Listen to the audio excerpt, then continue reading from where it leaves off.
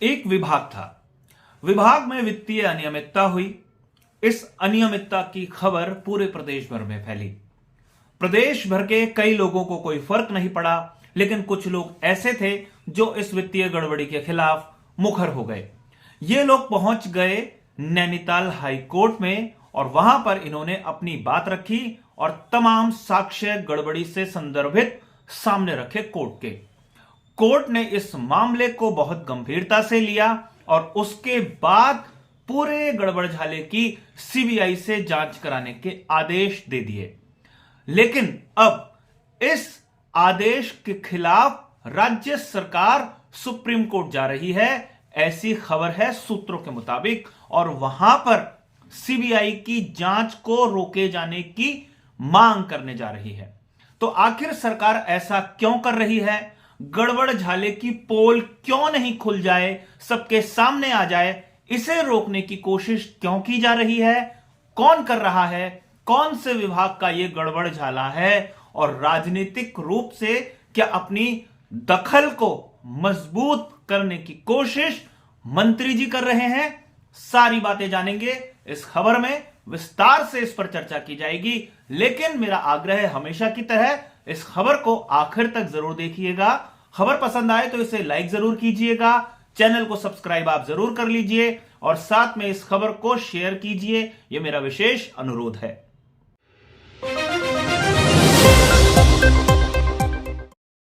नमस्कार, मैं हूं मनमोहन भट्ट। उत्तराखंड समृद्ध राज्य बने, इसके लिए जब जब प्रोजेक्ट्स की बात होती है, योजनाओं की बात होती है, तो हमेशा उद्यान विभाग का नाम सबसे पहले आता है कि उद्यान या हॉर्टिकल्चर में असीम संभावनाएं हैं और इसका सदुपयोग करते हुए राज्य के किसानों की आमदनी बढ़ाई जा सकती है, राज्य की अर्थव्यवस्था को गति भी दी जा सकती है।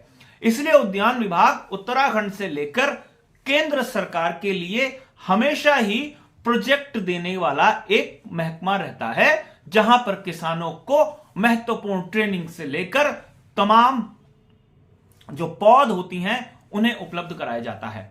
उद्यान विभाग की कई योजनाएं हैं, उसमें पौध, विशेष प्रकार के फलों की पौध को उपलब्ध कराया जाता है।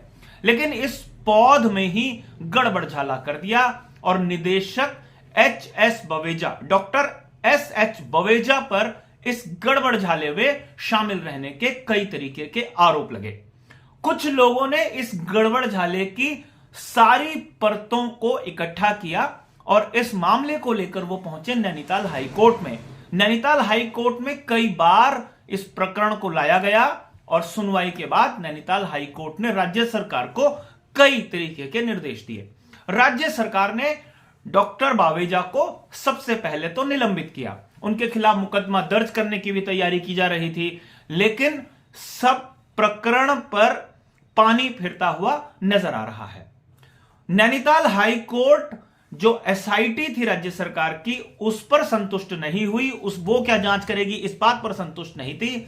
इसलिए नैनीताल हाई कोर्ट ने कहा कि यह एक ऐसा गंभीर प्रकरण है जिसके तमाम साक्ष्य उनके सामने लाए जा चुके हैं, लेकिन इस खेल का असली दोषी कौन है उसकी जांच पड़ताल होनी बेहद जरूरी है। और कितने हजार किसानों को या कितने लाख किसानों के नाम पर गड़बड़झाला हुआ है, इसे भी विस्तार से परखने की आवश्यकता है। इसलिए सीबीआई की जांच इस पूरे प्रकरण में कराई जानी चाहिए, यह आदेश नैनीताल हाई कोर्ट का था। इसके बाद राज्य सरकार के हाथ पैर फूल गए। राज्य सरकार के जो मंत्री हैं गणेश जोशी, ये उनका विभाग है वर्तमान में, उन्होंने भी अपने तमाम अधिकारियों के साथ बैठकें की।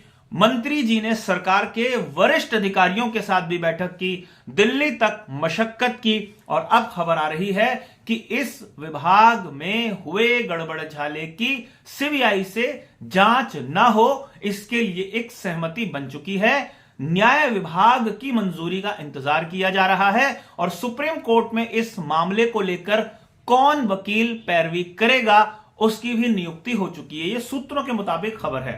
औपचारिक रूप से इस खबर का बाहर आना अभी बाकी है।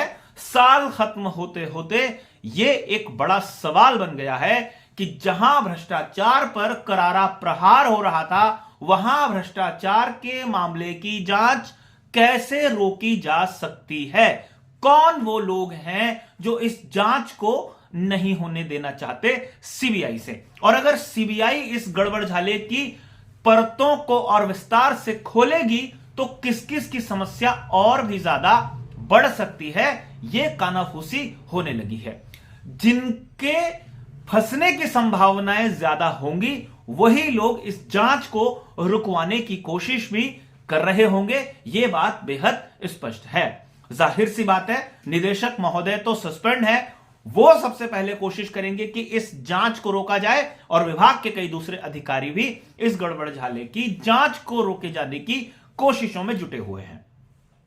क्या दिल्ली का दखल इस तरीके से हुआ है कि इस जांच को ना होने दिया जाए? कहीं कोई पॉलिटिकल परेशानी हो सकती है या कोई और मामला हो सकता है, इस बात को अभी स्पष्ट रूप से नहीं कहा जा सकता। कई लोग कह रहे हैं कि उद्यान विभाग की छवि इस पूरे प्रकरण से बेहद प्रभावित हुई है नकारात्मक रूप से, और मंत्री जो विभाग के हैं गणेश जोशी, वो ऐसा नहीं चाहते और अपनी छवि और अपने विभाग में अपने प्रभाव को दिखाने के लिए उन्हें इस जांच की काट करनी ही पड़ेगी।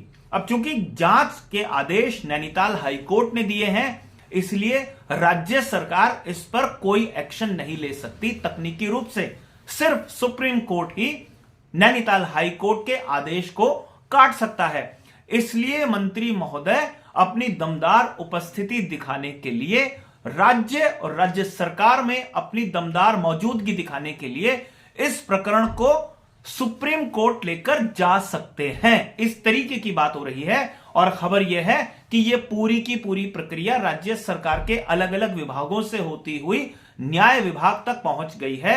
न्याय विभाग इस पूरे प्रकरण की समीक्षा करने के बाद अपनी स्वीकृति, एक तरीके से कह लीजिए, वो दे सकता है और उसके बाद मामला सुप्रीम कोर्ट में पहुंचाया जा सकता है। खबर यह भी आती है, बताते हैं कि नैनीताल हाई कोर्ट में मुंह की खाने के बाद सुप्रीम कोर्ट में राज्य सरकार को फटकार ना पड़े, उद्यान विभाग की किरकिरी ना हो, इसलिए एक मजबूत वकील की भी नियुक्ति कर दी गई है। मतलब नियुक्ति तो तब होगी जब न्याय विभाग की मंजूरी मिल जाएगी, लेकिन बातचीत का सिलसिला शुरू हो गया है, उन तक दस्तावेज पहुंचाए जा चुके हैं, पढ़ाई लिखाई आकलन किया जा रहा है, अध्ययन किया जा रहा है पूरे इस केस का।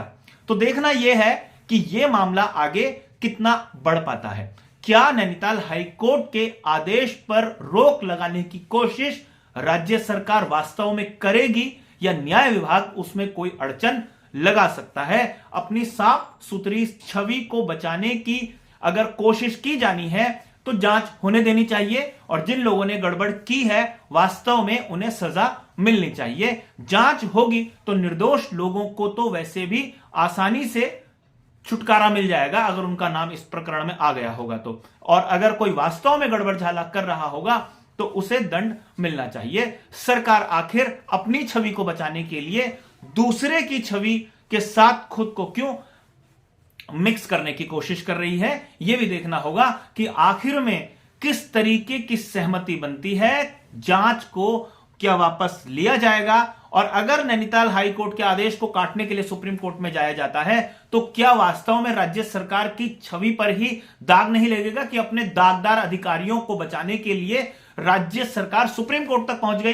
तो देखना यह है कि अंतिम रूप से फैसला क्या होता है।